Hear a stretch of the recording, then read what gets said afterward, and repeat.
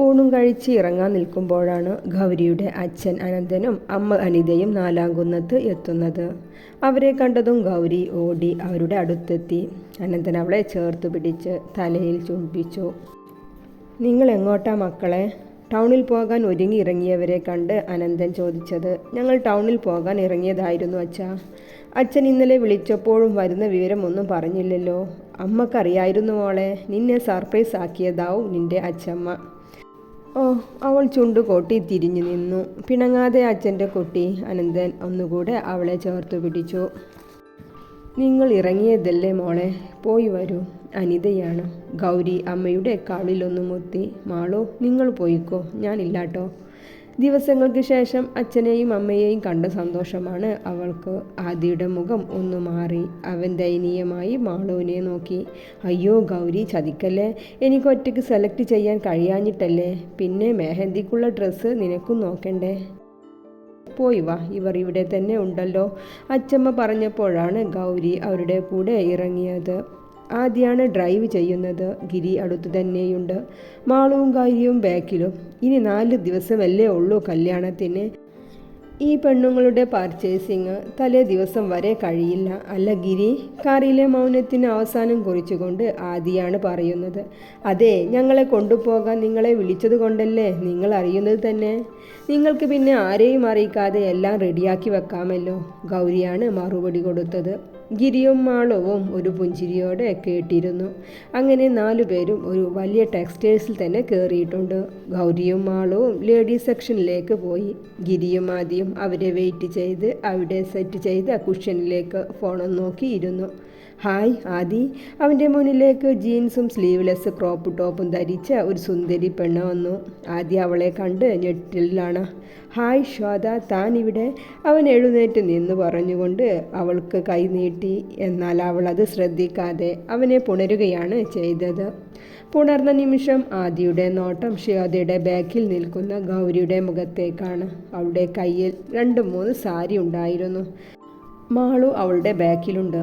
ഏതാ നല്ലത് എന്ന് ചോദിക്കാൻ വേണ്ടി ആദിയുടെയും ഗിരിയുടെയും അടുത്തേക്ക് വരികയായിരുന്നു അവർ. ശ്വേതയുടെ കെട്ടിപ്പിടുത്തം ആദിക്ക് അരോചകമുണ്ടാക്കിയിരുന്നു. എങ്കിലും അവൾ പണ്ട് മുതലേ അങ്ങനെയാണ്.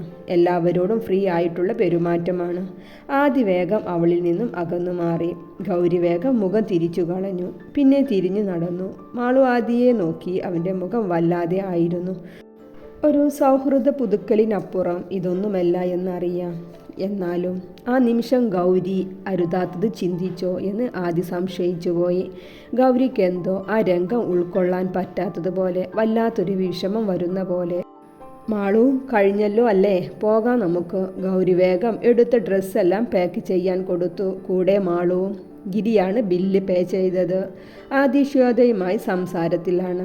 തിരിച്ച് ഹോട്ടലിൽ കയറി ഫുഡും കഴിച്ചാണ് അവർ വീട്ടിലേക്ക് തിരിച്ചത്. ഹോട്ടലിൽ നിന്നോ കാറിൽ നിന്നോ ഗൗരി പിന്നെ സംസാരിച്ചതേ ഇല്ല.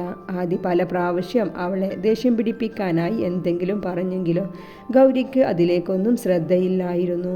മാളു മച്ചിലിടത്തേക്കാണ് പോയത്. ബാക്കിയുള്ളവർ നാലാംകുന്നത്തേക്കും. അനന്തനെയും അനിതയുടെയും കൂടെ തന്നെ ആയിരുന്നു ഗൗരി. പിന്നെയുള്ള ദിവസമെല്ലാം ആദിക്ക് ഒന്ന് തനിച്ച് സംസാരിക്കാൻ പോലും അവളെ കിട്ടിയിരുന്നില്ല.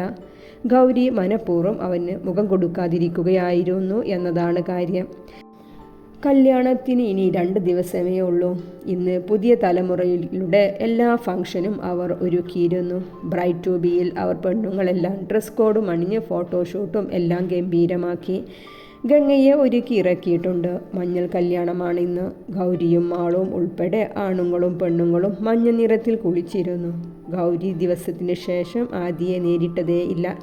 ആദിക്കും അത് വല്ലാതെ ദുഃഖം നൽകുന്നുണ്ട്. ഗിരിയും മാളും അവർക്ക് തനിച്ച് കിട്ടുന്ന അവസരമെല്ലാം ഒന്നിച്ചു ഫോട്ടോയെടുത്തും ചിരിച്ചും കളിച്ചും രസിച്ചും നടന്നു. ഗംഗയെ കെട്ടി ഒരുക്കിയ സ്റ്റേജിലേക്ക് ഇരുത്തി. ഓരോരുത്തരും മഞ്ഞൾ അവളുടെ മുഖത്ത് പുരട്ടുന്നുണ്ട്.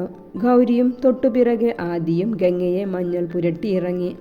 ഗൗരി കൈ കഴുകാനായി വാഷ്റൂമിലേക്ക് കയറി.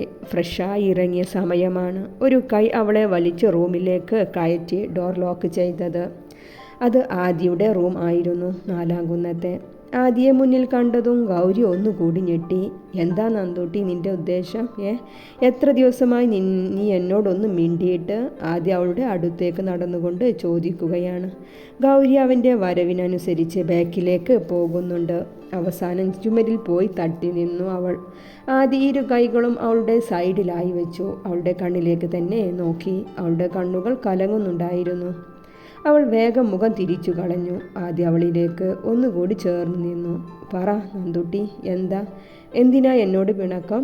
അവൻ അവളുടെ ചെവിക്കരികിലേക്ക് ചുണ്ട് ചേർത്ത് ചോദിച്ചു. ഗൗരി വിതുമ്പിപ്പോയി. ശബ്ദം പുറത്തേക്ക് വരാതിരിക്കാൻ അവൾ ചുണ്ടുകൾ കടിച്ചു പിടിച്ചു അങ്ങനെ നിന്നു. നന്ദുട്ടി, നിനക്കറിയോ നിന്റെ ഈ മൗനം അതെനിക്ക് സഹിക്കുന്നില്ല. പറ മോളെ. ആദി അവളുടെ മുഖം അവൻ്റെ കൈക്കുമ്പിളിലാക്കി. ഗൗരി കണ്ണുകൾ അടച്ചു തന്നെ നിന്നു. കണ്ണു നിറഞ്ഞ് കണ്ണുനീർ ഒഴുകിക്കൊണ്ടിരിക്കുന്നുണ്ട്. ആദ്യ ചുണ്ടുകൾ കൊണ്ട് അത് ഒപ്പിയെടുത്തു. ഗൗരി ഞെട്ടി കണ്ണു തുറന്നുപോയി. മോളെ, എനിക്ക് വേണം നിന്നെ. എത്ര നാളായിന്നറിയോ ഇതൊന്ന് പറയാൻ ഞാൻ വെമ്പുന്നു. നിനക്ക് എന്നെ ഇഷ്ടമായില്ലെങ്കിലോ എന്ന ഭയമായിരുന്നു. പക്ഷേ അന്ന് ഷോപ്പിലെ സംഭവത്തിന് ശേഷം നിന്റെ മൗനം, എന്നെ കാണുമ്പോഴുള്ള നിന്റെ ഒളിച്ചോട്ടം. എന്താ നന്ദൂട്ടി, തുറന്ന് പറയുക മോളെ. എൻ്റെ കുട്ടിക്കും ഈ കലിപ്പൻ്റെ ഇഷ്ടമാണോ? അതാണോ വേറൊരു പെണ്ണെന്നെ തൊട്ടപ്പോൾ അതിഷ്ടപ്പെടാത്തത് കൊണ്ടാണോ എന്നോട് പിണങ്ങിയത്? ആദ്യം അവളുടെ മുഖം കൈക്കുമ്പിളിൽ വെച്ചുകൊണ്ട് തന്നെ ചോദിക്കുകയാണ്. ഗൗരിക്ക് എന്ത് പറയണമെന്നറിയുന്നില്ല. കണ്ണുകൾ നിറഞ്ഞൊഴുകുക തന്നെയാണ്. കരയല്ലേ നന്ദൂട്ടി, ഏട്ടന് സഹിക്കുന്നില്ല. ഈ കണ്ണുനീർ ഏട്ടനെ പൊള്ളിപ്പിക്കുന്നു. പറയൂ, എന്തുണ്ടെങ്കിലും പറയൂ മോളെ. അവൻ ഇരു കൈകൊണ്ടും അവളുടെ മുഖം തുടച്ചു കൊടുത്തു. ഗൗരി കണ്ണെടുക്കാതെ അവനെ തന്നെ നോക്കി നിൽക്കുകയാണ്. പിന്നെ ഒന്നും മിണ്ടാതെ അവനെ വരിഞ്ഞു മുറുക്കി ആ നെഞ്ചിലേക്ക് മുഖം അമർത്തി നിന്നു. ഇത്രയും മതിയായിരുന്നു ആദിക്കും. ഈ ഒരു പുണരലിന് തന്നെ എല്ലാം ഉണ്ടായിരുന്നു. അവൻ അവളെയും വരിഞ്ഞു മുറുക്കി ഒരു കൈകൊണ്ട് അവളുടെ തലയിൽ തലോടി കൊടുത്തു. അവളുടെ നെറുകയിൽ ചുണ്ടമർത്തി അങ്ങനെ നിന്നു. എത്ര നേരം നിന്നെന്ന് ഇരുവർക്കും അറിയില്ല. അവസാനം ഗൗരി തന്നെയാണ് അകന്നു മാറാൻ നോക്കിയത്. അത് കൈയൊന്ന് അയച്ചു കൊടുത്തു. ഗൗരി അവനിൽ നിന്ന് അകന്ന് പുറത്തേക്ക് പോകാൻ നിന്നതും ആദ്യം അവളെ വലിച്ചു വീണ്ടും നെഞ്ചിലേക്കിട്ടു. അവളുടെ താടി പിടിച്ചുയർത്തി ആ ചുവന്ന ചുണ്ടിലേക്ക് ചുണ്ടമർത്തി നിന്നു. ഗൗരി കണ്ണുകൾ ഇറുകെ അടച്ച് അവന് വിധേയമായി നിന്നു. ഈ കലിപ്പൻ്റെ നന്ദുട്ടി ആക്കട്ടെ എൻ്റെ പെണ്ണിനെ. ആദ്യേട്ട, അച്ചമ്മയുടെ സമ്മതം വേണം.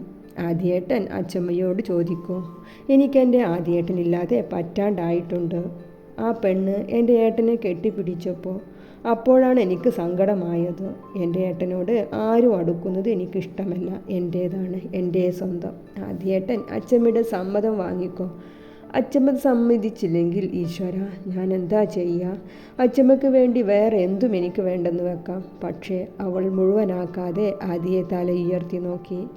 അവൻ തൻ്റെ പെണ്ണിൻ്റെ വാക്കുകളിൽ സന്തോഷത്തിലാണ്. അച്ചമ്മക്കും നിൻ്റെ അച്ഛനും അമ്മയ്ക്കും എല്ലാവർക്കും സമ്മതമാണ് നന്ദൂട്ടി നമ്മൾ ഒന്നിക്കുന്നതിൽ. നിൻ്റെ സമ്മതത്തിനാണ് എല്ലാവരും കാത്തു നിൽക്കുന്നത്. ഗൗരി വിശ്വാസം വരാതെ അവനെ തന്നെ നോക്കി നിൽക്കുകയാണ്. ഈ കുഞ്ഞി പെണ്ണിനോടുള്ള ഇഷ്ടം ഞാൻ എന്നേ അമ്മയോട് പറഞ്ഞിരുന്നു. അമ്മ അച്ചമ്മയോട് സമ്മതം ചോദിച്ചു. അച്ഛൻ നിൻ്റെ അച്ഛനോടും. മുതിർന്നവർക്കെല്ലാം സമ്മതമാണ് നന്ദൂട്ടി. ആദ്യം അവളെ ഒന്നുകൂടി തന്നിലേക്ക് അടുപ്പിച്ച് അവളുടെ ഇരു കണ്ണിലും മുഖത്തും എല്ലാം ചുംബിച്ചു. ഇനി നിന്നാൽ ശരിയാവില്ല. വാ, നീ മുഖം കഴുകി ഫ്രഷായി വാ. ഞാൻ വിവരം അമ്മയോട് പറയട്ടെ. അയ്യോ, എന്ത് വിവരം? പിന്നെ പറയണ്ടേ, എൻ്റെ നന്ദുട്ടിക്ക് എന്നെയും ഇഷ്ടമാണെന്ന്. എന്നാലല്ലേ ഈ പെണ്ണിനെ വേഗം എനിക്ക് കിട്ടൂ. വേഗം വാ, ഞാൻ അങ്ങോട്ട് ചെല്ലട്ടെ. ആദ്യം അവളുടെ നെറുകയിലൊന്ന് കൂടി ചുണ്ടമർത്തി. റൂം ഡോർ തുറന്ന് പുറത്തേക്ക് ഇറങ്ങി. ഗൗരി ഒരു ദീർഘനിശ്വാസം വിട്ട് വാഷ്റൂമിലേക്ക് കയറി.